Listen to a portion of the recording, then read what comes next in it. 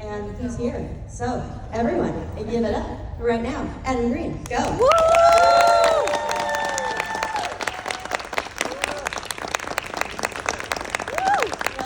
Welcome. Sit right here. We're going to keep these in case Felicity and Dave come. Oh, Felicity and Dave are coming. They may or may not. So, it's going to be an adventure. Hi. Woo! Thank you guys so much for having me. I've been wanting to come here for so long, and this is the one good thing that came of the fucking strike was that so first the pandemic happened, which canceled everything I was working on, and then things started moving again, and then there was the strike, which went on for. The sound guy told me if that happened, just bang it. Just give Dave Sheridan a. So yeah, it's been 3 years.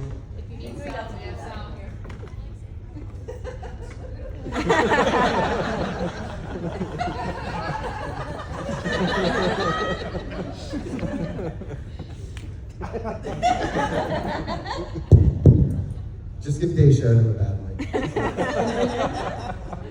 Anyway, so I'm very happy to be here. Well, we are very excited to have you here. I especially am. I've always wanted to meet you since I became a fan. Now it's a late fan, but since I became a fan, I've always wanted to meet you, and I finally got to meet you for the first time at Spooky Empire. I was sitting next to your table. Oh, that's right. I think I just. Well, Okay. how can you forget this mess? That's what I of always say. Humid hair. So excited. So when I was told you were gonna be here, I was like, I screamed.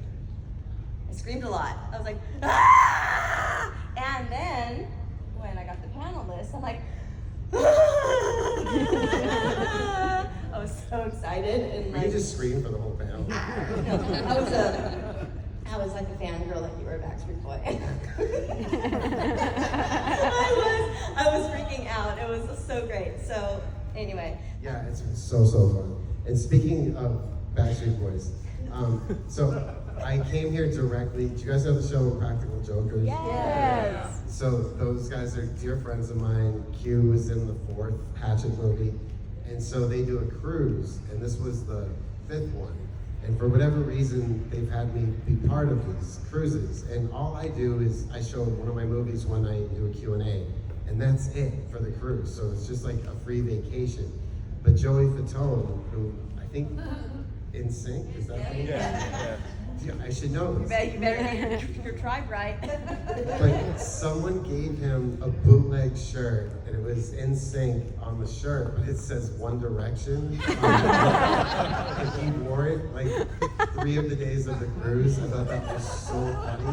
Oh, that's wild. So fun. But now at least I know which one of those boys. I'm a metalhead, so I was never into that stuff. And I always feel bad because I've known him for so many years, but I didn't know which of those horrible bands he was in. On the flip side, I know several people who are in metal bands, right? I'm a Broadway girl. Oh, And okay. show tunes and big band all the way, and 50s rock and roll. So I'm like, I don't know any of the horrible bands you've been in. Speaking of Broadway shows, this is a really good lesson to it. So my whole life I've always wanted to be in the show for Little Shop of Horrors. The show is so good. I mean, the movie was amazing, but the show is fantastic because the plant, spoiler, wins at the end. Mm-hmm. And so I've always wanted to play Oren, the dentist, my whole life. And so when I was in college, I went to Hofstra University, where their theater program is incredible. And they were doing Little Shop of Horrors. And I went to audition, and especially back then, because I had a band called Haddonfield, I was a professional singer. And so I went to audition, and I could hear all the dudes auditioning for Audrey 2, The Plant. And these were incredible soul singers. And I bitched out because they sounded so good, and I left. So then the play happens 3 months later, and the guy who played the dentist, you're not in here, are you? He sucked. And afterwards, I said to the director, he was like, how'd you like the show? I'm like, it was great. I'm like, the dentist was a little weak. He goes, yeah, only 2 people auditioned. Wow. So, never quit on something, the worst that would have happened is I wouldn't have gotten the part. And in this industry, you're told no 99% of the time. Hatchet would never get made. I don't know if you guys know this story, but when the script went around town in 2004, back then it was called Victor Crowley, and every studio passed, but I got great feedback. It was like, the writing's great, and we want to hire you for other stuff. We want to hire you for other stuff. And they say, because this was like 2004, and the trend in horror was remakes, PG-13, and torture movies. And so a major studio's rejection was, the writing's great, but this will never get made because it's not a remake, it's not a sequel, and it's not based on a Japanese one. And for those of you who remember, I made that the tagline on the fucking poster, the rejection from a studio that I will not name because Universal Studios is a huge... And I couldn't get a meeting at Universal for almost 8 years because I made fun of their rejection as the poster for the movie. But that was exactly why that movie needed to get made, because for all of us, that's what we wanted, was something that wasn't a remake, a sequel, or based on a Japanese one in 2004. So anyway, but yeah, so rejections can sometimes be awesome, and never don't try something, because the worst that's gonna happen is you're told no, and you will survive. But I totally bitched out on Little Shop of Horrors, and maybe someday, if I go back to college like Rodney Dangerfield or something. Were you afraid they were like gonna laugh at you or just tell you no? What was your fear when you left? I just could hear the guys auditioning for the plant, and I knew I wasn't that good. But that's a completely different style of singing. It's a different part, yeah. Yeah, and these were all like trained, like just awesome soul singers, but they were so good. I'm like, I'm not that good, and I just left. Huge mistake. Yeah. Never thought I'd be talking about that. Well, that's what you get when you get me. Perfect. Okay, Adam, I would just love to go back to the very beginning for you on your directing journey. How did this passion for directing start? Okay, so it goes all the way back to when I was a kid playing with my Star Wars figures and my He-Man action figures. They're not dolls, they're action figures. I noticed as I would play with them, I would position my head like where the angle would be. And especially with Star Wars, when I would play with my friends, if they were doing anything with their toys that wasn't what the characters would have done in the movie, I would throw a fit. Like if Han Solo started shooting at Chewbacca, I'd be like, what do you, stop. That would never happen. So even back then I was thinking that way. And then, I don't know, I think the second time I saw E.T. was what made me really want to direct, because I loved it the first time I saw it. I was 8 years old. But the second time, I'm thinking to myself, like, why am I crying? I know it's not real. E.T. didn't even look real. But like, how are they doing this? And it was the music, it was the script, it was all of it. I don't know how many people know this, but there's a story about E.T. where the sound mixers, that's like the final point in the movie where they mix all the sound and the sound effects, the score hadn't been delivered yet. So they mixed the whole movie without John Williams' score. And all of them were like, this is the worst movie ever made. This is so bad. And then Steven Spielberg and John Williams show up and they're like, here, now add the music. And by the end, they're all bawling, crying, and they're like, this is a classic. So, but I loved stories like that. And it also helped that, like, the guidance counselor in school, whenever I said, I want to be a filmmaker, they'd always go, what do you really want to do? Because it's, it's a 1 in a million chance that you're going to be able to make a career at this. But thankfully, I guess, I hate saying lucked out, because there's some luck to it, but luck is also how hard you work to be ready for that moment if it happens. Yeah, I mean, I said this to someone last night I was sitting with, and I heard it somewhere, and I know it's probably like some weird, like very popular prop but everyone says, you're so lucky. I'm like, a little bit it's dumb luck. But I worked my ass off to get here right now where I'm sitting, And the quote is, luck is when preparation meets opportunity. Yes. I've been preparing for this my whole life. No, but I've been preparing for this for a few years in growing my brand as a podcaster. And then the opportunity came and I was like, ready for it. Just like you. Yeah, and no one's ever gonna give you permission, so you can't wait for that. Especially in this industry, the people that are like waiting for their chance, that's never gonna come. You have to create your own chance. So if you want to direct, you usually have to write, or at least know a writer who's a good writer, so that you have the material to go out with and try to get the financing for it. But I started in 2005. There were still video stores. There was still physical media. So for a horror movie, if you could keep the budget under like 1.5 million, which might sound like a lot, but that was nothing back then, because we still shot on film and everything. But once video stores went away and physical media went away, then it was like rampant piracy for years.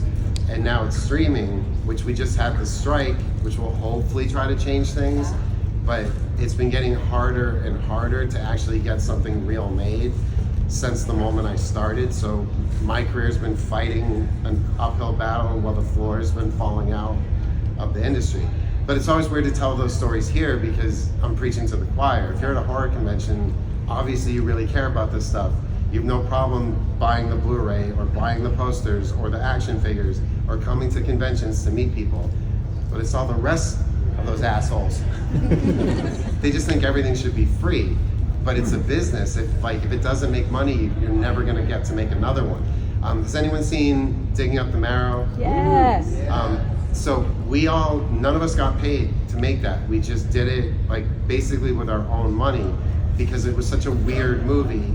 And so all I said is, I'm making a movie on documentary. It's a documentary on monster art. And then no one was interested, which was what I wanted because I didn't want anyone looking. Because if you think about it, if I was to pitch that movie a year before it came out, we're all gonna be playing ourselves, except for one guy who's going to be played by Ray Wise, who everyone knows, and we're hunting for monsters. It sounds like the worst idea ever, but when you see it and how we like suspended disbelief by playing ourselves, it makes sense. Anyway, the movie came out, somebody bought the DVD, ripped it, and put it on YouTube that day. So in the first 6 days, it was illegally downloaded over 275,000 times. And that's just that one file. So that's not counting Pirate Bay and the torrent sites. So we had a sequel planned, and the sequel all took place down in the Marrow. So you're gonna see the whole world, all the monsters that Decker had shown photos of, and it was gonna explain the stuff that we purposely didn't explain. And so after that first week, the distributor called and they're like, we have good news and bad news. The good news is your movie's a huge hit. The bad news is none of your fans paid for it, so the sequel's dead. And that was it. So I know nobody in here does it, but next time you're gonna steal a movie, just remember what you're doing. It's just like I used to all the time. I would like talk about this. They don't care. So, but Someone said in the Terrifier group, does anyone know where I can download so-and-so for free? And someone's like, why would you want to do that? when I'm not as active on social media anymore, just because in these last few years it's just become a friggin' hellscape and a trash fire of people being angry about stuff I don't even know if they know what they're angry about half the time. But like I'll post something like, here's a trailer for the new movie I'm doing, and all the comments are like, link please, link please, link please, and it's just like, fuck. But then you get to come and do a convention and meet the people who do support it, who do care, and look them in the face and say thank you. And it just means everything. And I wish I got to do this more often. But when you're on a movie as a director, you're on it for like 18 months. I wish Felissa and David right now. Actors are useless. They're only there for a few days. And then they go and say that every line that you liked that they said in the movie was ad-libbed. It wasn't ad-libbed. Although I do have a great Dave Sheridan ad-lib that didn't go in the movie. But at the end of Hatchet 4, Victor Crowley, spoiler for anyone who hasn't seen it yet, his character, before he dies, he looks at Laura Ortiz and says, I would have had your babies. and then he runs at Victor Crowley and something awful happens to him. So we go to shoot the first take and he looks at Laura Ortiz and he goes, "Take care of my identical twin brother," and runs. And they go, "Stop, stop, stop." And he throws a fit. He's like, "I know how these movies work. Why does Perry Shag get to keep coming back? I want to come back." He's not wrong. He's not wrong. That joke would have been so much better if he was sitting here. So, Hatchet is such a beautiful gore fest, and it only got more gory, whatever, California Public Schools, as the franchise went on, and it's amazing. Did you always set out to create such an amazing, like, effects movie, or did it just sort of, like, happen organically? I knew I always wanted it to be practical effects. I wanted it to feel like the stuff that I grew up on from the 70s and the 80s, because there was a thing, especially with the slasher movies in the 80s, where like Michael Myers and Jason and Freddy, they were like the heroes of the movies, even though they were the bad guys, and like we loved seeing them. And then the effects were like this magic show of trying to figure out how did they do that. The fact that we all knew the names of the effects artists back then. And so I just didn't like where I saw the genre going in the mid-2000s. I think there's room for all of it. Like, I will defend the right for a Serbian film to exist, just like I will one of my own movies. But I'm just personally not into that. Like, I don't want to punish the audience. I don't want to have people leave sick or disturbed. I just wanted it to be fun again. And so, yet, what's interesting is the MPAA had the hardest time with Hatchet and not the other stuff that was coming out at the time. And so I famously went to trial over it, which you should never do because you're gonna lose. But I'm like, I'm gonna win, I'm gonna change the world. And so I fought back because they gave Hatchet an NC-17. And I'm like, there's no sex in this movie, nobody even smokes a cigarette, there's very little swearing, and there isn't a single realistic death in this movie. And so, meanwhile, you had Saw and Hostel, or the Hills Have Eyes remake with that like vicious rape scene, and they bit the head off the bird. And again, I like that stuff too. But how is that okay? But me having a undead swamp monster ghost chasing a bunch of comedians around a swamp with a gas-powered belt sander, which doesn't exist in real life. And then like the blood is shooting 50 feet in the air. I'm like, shouldn't you be like okay with this? And the problem was my movie was an independent movie that just so happened to make it into theaters, so they needed to snuff it out. So I went to the trial, and all of the people, okay, there's a documentary called This Film Has Not Yet Been Rated by Kirby Dick, you should watch it. That was made around the same time, so those were the same exact people that I faced off with. First of all, when you drop your movie off to be rated with the MPAA, they won't even let you see their faces. A little slot opens with eyes in it, I swear to God, and you have to pass it through. And then this team of soccer moms who are actually being fucking paid by Sony, they don't tell you that, they rate your movie. But it's not censorship, they're just suggesting what you should take out, and if you don't do that, then it can't play in theaters. But it's not censorship. And then they came back with the list of what they wanted cut out, and it was everything. Everything. They wanted Victor Crowley to run after Mrs. Primadio, grab her by the jaw, and then cut to the next scene.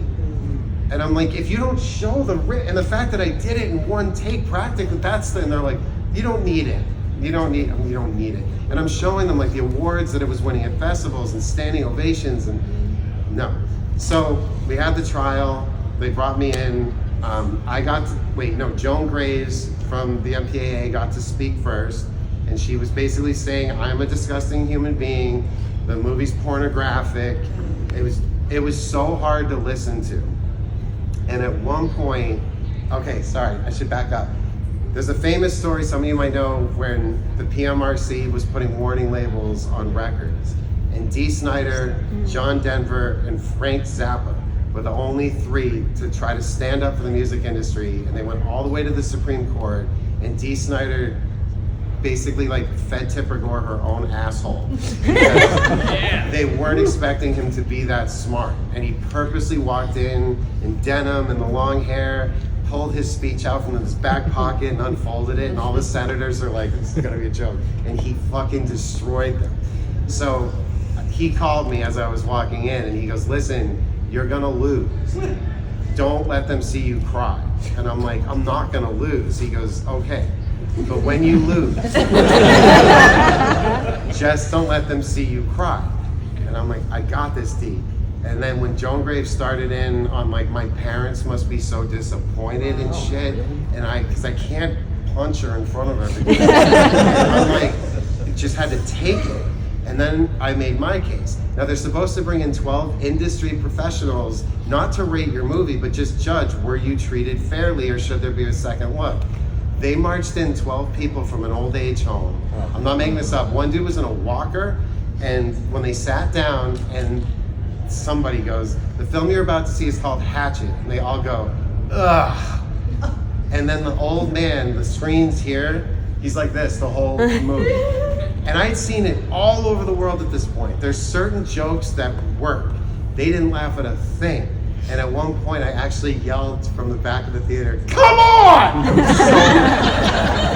And so I got to do my rebuttal. And I talked about the Hills Have Eyes remake and Saw and Hostel. And I'm like, these are movies that are like realistic. It's torture. You're watching people suffer and scream for their lives. You're watching women be treated so horribly. These movies can be very misogynistic. And like what I'm doing is trying to go back to a time when it was fun. This is fantasy. It's not realistic. Everyone walks out of these movies and they're smiling. And I'm not asking for a PG-13. I'm asking for an R. You should be 18 or with a parent to see it. What is wrong with that? How is this pornographic? And then Joan Graves just smiling and she goes, has anyone in this room seen the films that Mr. Green just referenced? The Hills Have Eyes remake, Saw, or Hostel? And of course all the elderly people are like, what? And she just goes, those are all stricken from the record. Go on. And I lost. And then I didn't know yet I lost. They put Joan and I in a different room while they deliberated for all of 10 seconds. And she goes, call my office after this. I can help you make this a better movie. Oh. And I'm like, a better movie? And then they went so far, so the poster for Hatchet, that you guys all know in America, it's just a black poster with a hatchet on it. They banned that and said it was pornographic. So the solution, we had to go through 20 other posters, and then we just submitted it again, and we made the blood brown, and then it was okay. So thankfully though, the power is now gone with them. They don't have the power they used to have because movie theaters are failing so badly, they'll fucking put anything in there. Thank God for Terrifier 2. So, with Hatchet 2, I circumvented them, and AMC had a program called AMC Independent, and they were gonna put Hatchet 2 in theaters, unrated, in major multiplexes. So I went so overboard with the gore in that one. The double chainsaw with the dude's balls coming out and stuff. I was just trying to make them angry at that point. And we got it into theaters, and it was this triumphant moment. And some of you might remember this. And then if you went to see it, it wasn't there. They pulled it from all screens in the first 24 hours and said nothing. And so my lawyers are like, everyone knows what happened here. Let other people have this fight. You're gonna go on to make other movies. You can't keep fighting with the MPAA. You gotta stop. So I didn't say anything. And I had to listen to people be like, Adam Green pulled his own movie from theaters as a stunt. I wish I was that powerful that I could do that, but the movie got pulled. But now, 12 years later, after the pandemic, and theaters are like, we will fucking play anything. And then Terrifier 2 is like, here you go. And you guys all went. Yes. And it was a hit. And so now hopefully more and more people are gonna start doing that. So as much as I'm happy I was first, I really wish I was second. Because it worked out much better for them than it did for me. But Well, still. You can be third. You can Third, go that's fine. right back around. Yes. Can we, we had a re-release of Terrifier 1. Can we get some re-releases of the Hatchet series? Sure. Just one a year? Sure. That would be fun. So, do we have any audience questions in the back? Yes, yeah. So I have to ask about your involvement in this wonderful movie you guys should all see. It's a horror anthology comedy that's very over the top and Just curious, in light of your other, what kind of guff you received and just what it was like making the Diary of Anne Frankenstein? Okay, so my segment in Chillerama is called The Diary of Anne Frankenstein, and I was assigned that title because originally it was Adam Rifkin and Tim Sullivan. There were 4 of us who made it: Adam Rifkin, Tim Sullivan, Joe Lynch, and myself. And they already had the title, but they didn't know what it was going to be. And they're like, and Adam Rifkin goes, "You should do that one because you're Jewish, so you can get away with it." And I go, "You're Jewish too," and he goes, "I'm not touching that." And so once I came up with making it, first of all, doing it all in German and black and white, and having the whole thing making fun of Hitler and not making light of the Holocaust in any way or what happened with the Frank family, then I felt comfortable doing it. And thankfully, like critically, most people say that that's the funniest one, which is a huge compliment. But that's one of my favorite things I ever made. We shot it in 4 days. I had the crew home after 8 hours each day. It was the easiest thing. We were picture locked a week later. And then the other 3 assholes went. And they all went over budget. They couldn't friggin' do it. They were like, it was awful. Now Lynch had an excuse because he had to do all the wraparounds and stuff. But Wadzilla went $100,000 over budget. It looks awesome. And then there was that second one that was, is that what it's called? So we couldn't get distribution over that one. And not because of the gay theme, which is what we liked. Because back then there was gay and lesbian cinema and then mainstream cinema. And we were like, why does it have to be separate? Let's mix it. But that short was just not. You guys, you saw it. And so foreign distributors would be like, if we could remove that one, the movie would be 92 minutes, and they're like, and it would work, but it's not good. It's not funny. But I'm like, well, when you own it, you could take that part out because you can do whatever you want with it. Make it a bonus feature. Make it, and they're like, and then everyone will say we're homophobic for taking out the gay one. So we're not touching this. So that movie has never been distributed outside of the U.S. in one other place, and that was devastating. But I think over time, people have found an appreciation for that one. But that was hard. Never make an anthology with your friends. I was cosplay as a Bear one day because I actually enjoyed that one, but not as much as And there are people who enjoy it, and that's the thing. It just, but like universally and critically, that was the one where people are like, it's a musical with people who can't sing, and the songs aren't good, and I think the S&M angle of it was offensive to gay people for some reason. They're like, oh, so why are the gay characters raping everyone? Why is that what they do? And I got it. I'm like, because that was my problem with it. The first draft of the script, God, I'm not supposed to be talking about any of this. The first draft of the script opened with there's 2 people having sex in a van, which is still in the movie, and a little boy opens the back door. In the original script, the little boy gets sprayed in the face with, Oh, and we were like, dude, you can't do that. And he goes, oh, you can make one about Hitler? And I'm like, I'm not shooting a load at the kid's face. Like from that point forward, it was just not good. And so, but in hindsight, and there have been screenings where people show the movie without the second segment. It starts and the film skips. We have nothing to do with that. It's something that fans have made, and it is a very different movie.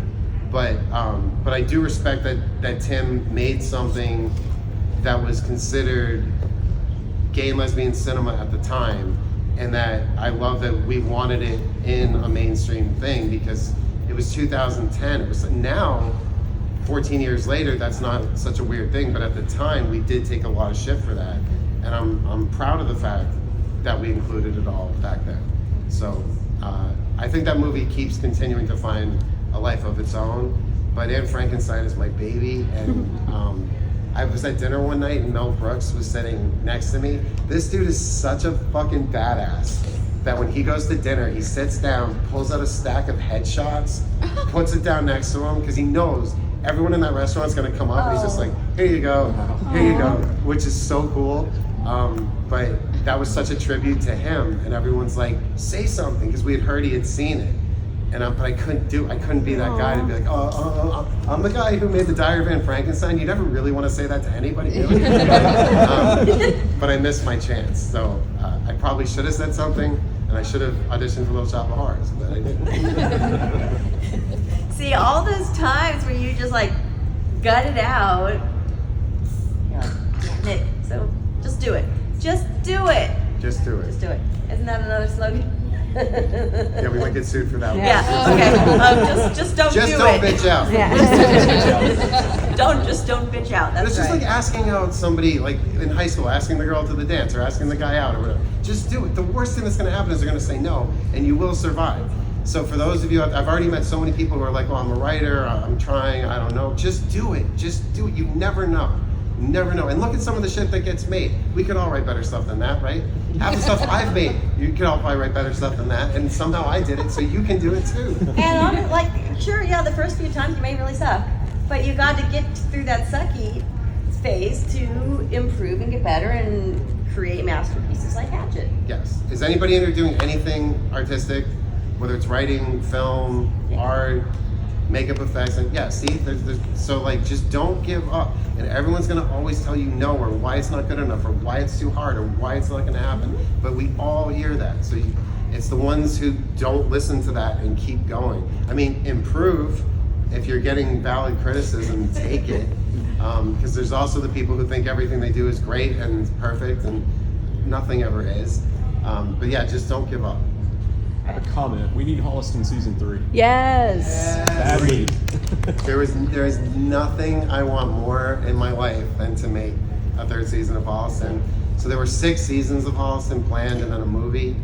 And the 3rd season had just been greenlit. It was written. The cast had just because the cast doesn't get to read it until I'm done writing it. And then we bring everyone together and we have a day where we read through all of it. And then Dave died. And then it was literally 8 days later, Comcast and Time Warner merged and they dissolved FearNet.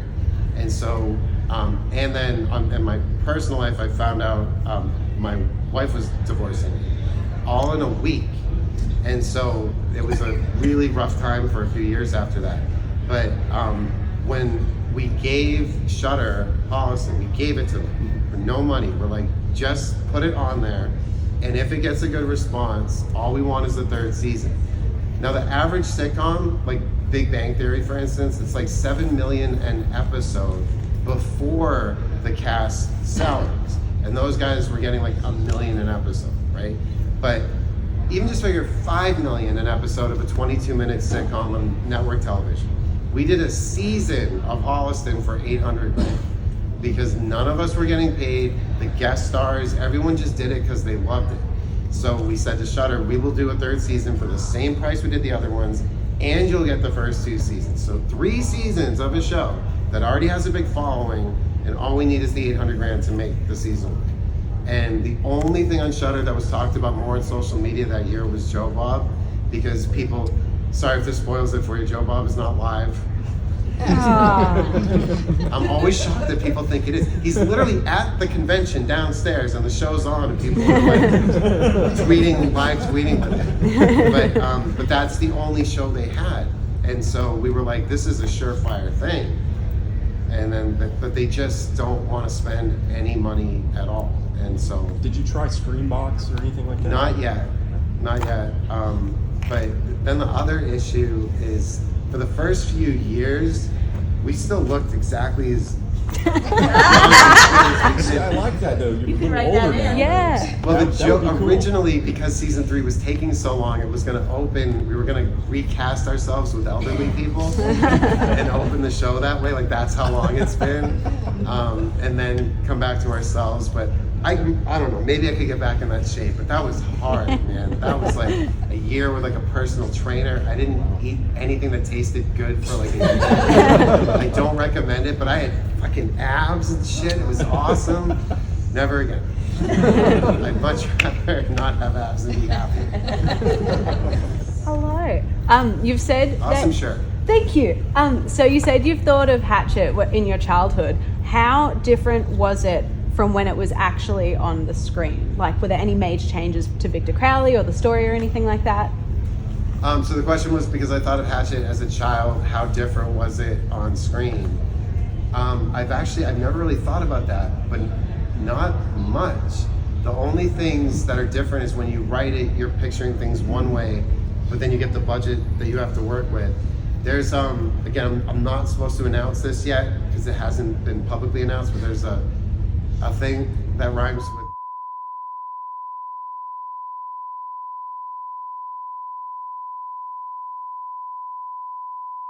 What could it be? but I didn't say that.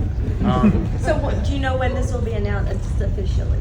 I don't know officially, but let's just say probably April or May it'll be out.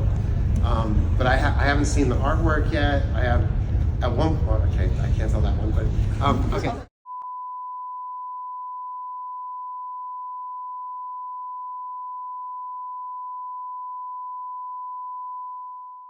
They wanted that to be the cover, and I'm like, what? There's 4 movies with like 40 awesome kills in it. That's not even in the movie. They're like, yeah, I know, but it's your thing. I'm like, if you do that, I will kill you, because I'll take all the shit for that. They're like, why is he on the cover of it? So they supposedly killed that idea, but I'm not supposed to announce it yet. So we didn't have this conversation, but it's probably coming in April.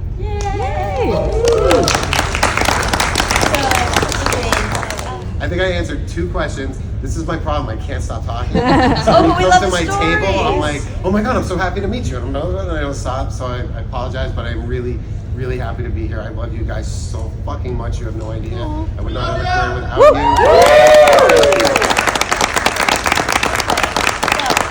So, as you said, the whole franchise is the most amazing, beautiful, terrific kills, right?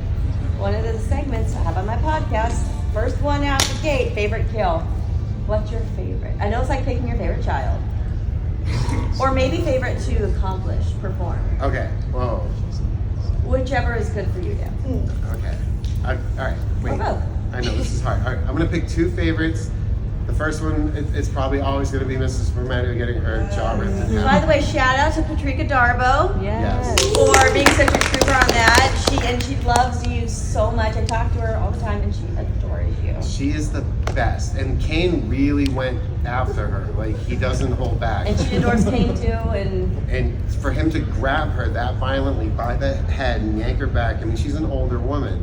I mean, not at the time, she was like 18. that's right, And to Patrika. stick his dirty fingers in her mouth and stretch her jaw back, like, and she just went for it, and it was awesome.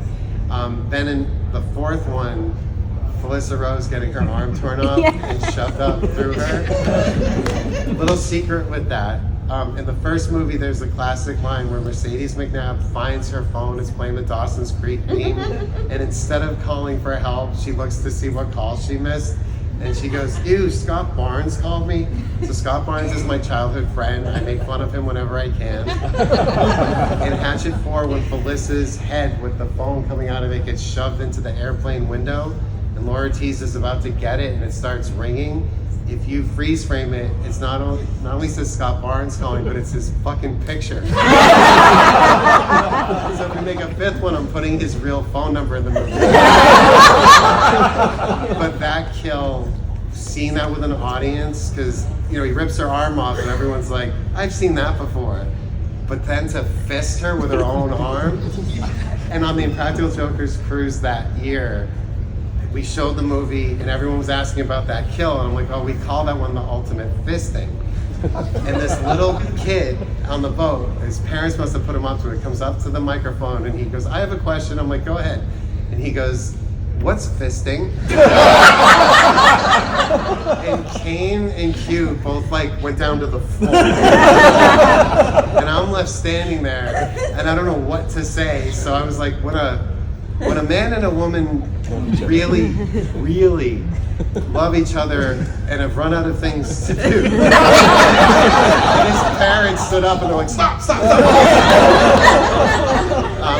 But the hardest one to pull off was the double chainsaw in Hatchet 2. Yeah. Because that chainsaw is a redwood chainsaw. It weighs 125 pounds. Kane can't carry it. don't tell him I told you that. You know what like actors have riders where they can request the special foods and stuff they want in their trailers. You would think Kane would want like Jack Daniels and dead babies or something. You know what he wants? Peanut butter and jelly sandwich. He's not that tough. So he can't carry the. That is going online. He can't, Alright, I'm gonna get the shit kicked out of me. But he can't. No human being could carry one of those chainsaws by themselves. So there's two other guys with cables that we digitally erase who have to walk with him that are carrying it over the stage. Then he has to put it between two actors. There's no actual blade on the chainsaw when we're shooting because we don't want to castrate the two actors. That would be fucking hilarious. And then the actors are in harnesses where there's 4 other people who are lifting them and flying them in the air. So to time that, to have Kane go under them and have them lift, and then the bodies that are pre-split on PVC pipe to all split apart and have like, because it happens in like the span of I think 8 seconds, but if you watch that like frame by frame, what went into doing that, and when my makeup effects guy, Robert Pendergraft, read it, he quit. He was like, I have to use CG or you can't do it. I'm like, you can't use CG, I know you can do it. And then I tell him my ideas, which were bullshit, it didn't work at all. But he did figure it out, and it's so good in the movie, and that there's no CG in it. So that's the one I'm probably most proud of, but it's the face rip and the fist. Those are all 3 great options. Thank you very much. Everyone, give it up. Woo!